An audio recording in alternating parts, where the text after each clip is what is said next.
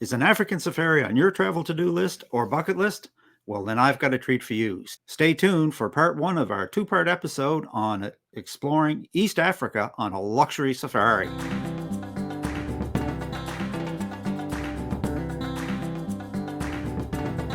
I'm here today with this wonderful view in Masai Mara, Kenya, Africa.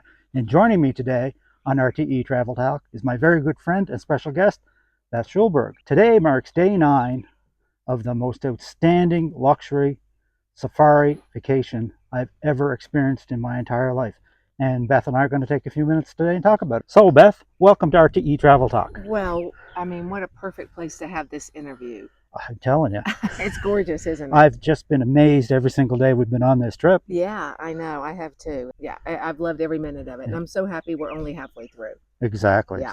So why don't we tell the viewers a little bit about what we've done so far and some of the special memories that have been created. Well, we started in Victoria Falls, and we flew in. We spent 4 nights in Victoria Falls, a beautiful Victoria Falls hotel. We got up at 6 a.m. in the morning to go see the falls without the crowds and without the mosquitoes. And then we came back, and that afternoon, to our surprise, we went on a safari. And we were like, oh, okay, we're going on a safari in Victoria Falls where it's so dry. I'm sure there's no animals. And we were thrilled to see all these elephants that were playing around in water. It was like their happy hour. We saw giraffes. It was just phenomenal. Well, exactly. And it really wasn't something we expected. Right. Like this was the first game drive of the entire thing. Yeah. And to see all of that so much, it was just amazing. It was just amazing. Absolutely. So what did you think of the hotel? Loved the hotel. I thought it was beautiful. Yeah. A lot of great history. Yes. A lot of famous people have stayed at this resort. It was a great hotel. I don't know. I think it's the best hotel in Victoria Falls. So now the other thing that we didn't mention about was the sunset cruise on the Zambezi. We forgot about that already.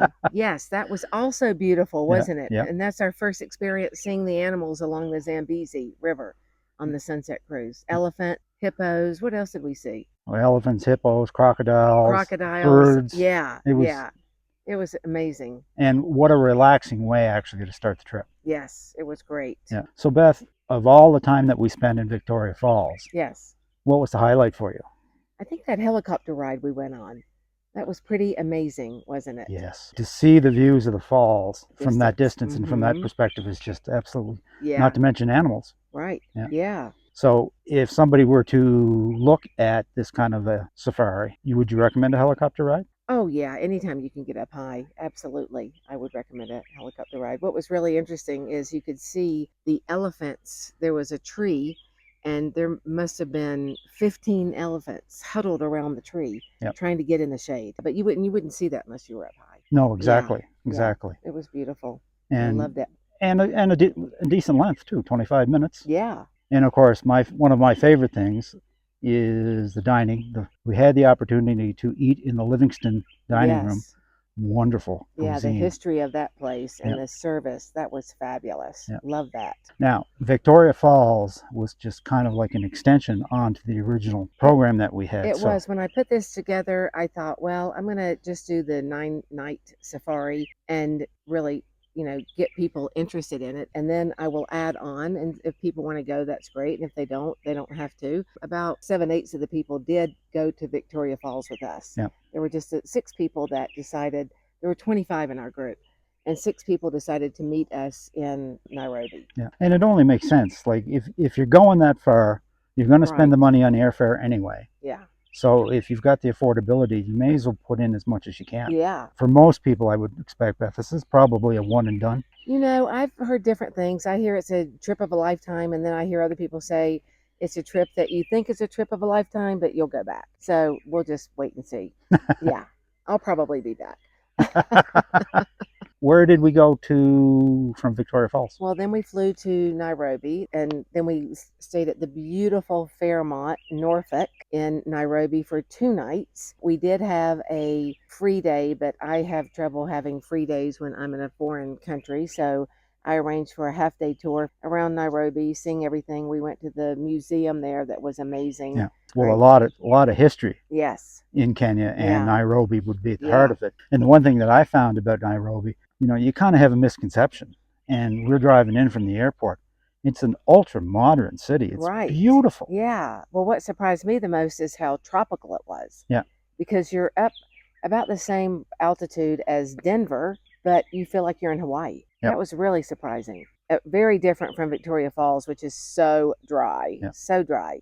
But Nairobi was beautiful. So with Nairobi, for a couple of days, it was kind of like our stopping off point Yeah. to really start the main attraction. Yes. Starting with 4 days in Little Governor's Camp in Masai Mara. Yes. What made you decide to choose Masai Mara? Well, because this is where the animals are, because we're here with the Great Migration, and not knowing what that meant until really 2 days of being here and seeing the thousands and thousands of animals going around to different places. And I hope you can hear us over the birds.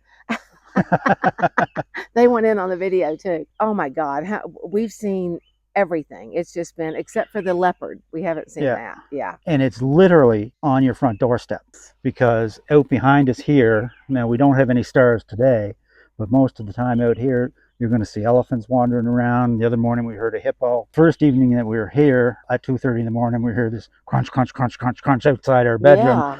And we get up the next morning, and the security guards who are around 24/7 to keep everybody safe said there was hippopotamus outside your cabin last night. So it's just amazing. Things you're always going to remember. Right. And what I love about these places, it's true glamping. You have a raised floor, you have a working bathroom. At night, they put the big tents down and make sure that you're secure. Yep. But I want to not be so secure and have the screen open at night so I Me can too. see those Me animals. too. Let's ask if they can do that tonight. Well, I think they will. But, Really? Yeah, but my other half does not is not keen. Oh, well then you and I should. No, I'm just yeah, I think my half would be keen. Well, we'll just have to see. Yeah. I mean, this is an awful great experience. It's and beautiful. it really is my idea of camping. And this is called Little Governors, and there is another one called Governors, and it's a larger place than this. Right. But we chose this because we like the glamping. We're not going to do this type of accommodation on the rest of the trip, but we really wanted to experience this. No, for sure. So we flew in here. Yes. On smaller light aircraft, actually supplied by Little Governor's Aviation. I think they're about 10 passenger planes. One tip is if you're going to go on this kind of thing, what would you advise people? Well, you have a choice of driving, and that's about a 6-hour drive, or you can take a 45-minute flight. And of course, the 45-minute flight is going to cost more, but it's worth it. It's worth it. Yeah, like it's really worth it. You can drive here over six hours, but the scenery coming in is amazing. Right. And it was amazing. And we're going back tomorrow after 4 nights here, so we're going to see more. Yep. In order to go to another location. Yeah. And most things you start your morning out with a morning game drive. Yep. And then you have an option of an afternoon game drive and an evening game drive. Mm-hmm. And it really, you kind of mixed and matched it. It kind of depended on what people were interested in. Right. Well, I think mostly we did too, because we were gone for 5 hours a day in the game drive. But the guides here are phenomenal. I mean, what he looks for is if there are animals that are just staring someplace. He knows that there's got to be something they're afraid of. Yeah. And we've seen that. Right. We drove by, and there was a stand of giraffes, and they're all standing there, and they're all looking in one direction. Yeah. And sure enough, you kind of go to where their gaze is, and here's a lioness sitting there. Right. Now she had her morning fill, obviously, because she was just chilling. But those giraffes weren't too interested in moving past her, I'll tell you. No, they say, our guide said that they want the lion to go first. They don't want her to follow them. Exactly. They want to be able to see him. But I mean, you just learn so much. Yeah. It's amazing. And the guides are absolutely spectacular. They are wonderful. They are the most knowledgeable guides I think I've ever come across. Yeah. And friendly and only too willing to answer every question and help. I want to go back to Nairobi because one of the things we did is we went to Karen Blixen's estate. Yes. And she was the person who wrote Out of Africa, and the whole story was about her. And oh my God, it's such an amazing story. And for us to go and see. Yep. So I remember seeing it and thinking, oh my God, the views are beautiful. I don't think I'll ever get there, but the views are beautiful. And we were able to see what she saw. Yeah. Just amazing. Yeah. Just amazing. Now, absolutely the biggest highlight for me here at Little Governor's Camp was the morning balloon ride. Yeah, that was amazing. We like helicopters and we like balloon rides. Yeah. But I have to say the balloon ride topped the helicopter. Yeah, it did. It takes off in the morning, and Yeah. once it's airborne, Yeah. and they're not using the burner, it's dead silent. Yeah. Like dead silent, and you just see the sun coming up over the horizon, and the trees going by, and then animals are waking up and getting on the go. It's just incredible. Something I saw that I couldn't catch on camera is I saw a wildebeest running and 3 type of cats. I don't know if it was a leopard or a cheetah. Yeah. But they were chasing it, and it was flying. And I'm sorry for that. I found that interesting, but it's survival of the fittest here, and yeah, I was able to see that. And it's something you're always going to remember. Yeah, absolutely. Yeah. And after all of these great game drives, and the other thing, I don't understand how they do it. We're in the middle of nowhere, and we're getting basically 5-star dining. Yes. I mean, it's just incredible what this chef is able to do here at this camp with the resources that he has at hand. It's amazing. Yeah, it's been lovely. Yes. They have just treated us royally. I'm sure they will anybody if you're just a individual coming. But and the good thing at the camp here is pretty much everything's included. Right. Especially and the laundry. Yeah. The laundry is complimentary. So we've been putting our laundry out so we can have some, because you can't carry that much on the small planes. Yeah. That's the only downside of the small plane, but I would rather have small plane, less clothes than 6 hours with a large luggage. Yep. Yeah. No, for sure. And that is one of the things you have to be aware of. If you're going to go on these small intercountry flights, you're limited to approximately 35 pounds per person. And that's not a lot. But the upside of that is most people went carry-on. Right. It's really great. Yeah. Well, I'm excited about the next 9 days. Me too. We'll have to come back and do something about that. Where are we off to next? Zambesi. Do you think I'm saying that right? I think you are. Yeah. When we come back next time, we'll be talking about Zambesi. We'll reveal the lodge at that time, once Beth and I get our heads around how to pronounce it. From Zambesi, we're going to go to Orogoro Crater. Very good. You said that right. Yeah. Orogoro. It starts with an N. That's what's confusing. And again, that's with great help from Oliver, my guide. Oh, good. Oliver trained me how to sell Orogoro Crater. Forget the N. Yeah. So when we come back, we'll have all of that to tell you about from our luxury resort in Zanzibar. Yes, we're going to go to Zanzibar and swim in the Indian Ocean. Yep.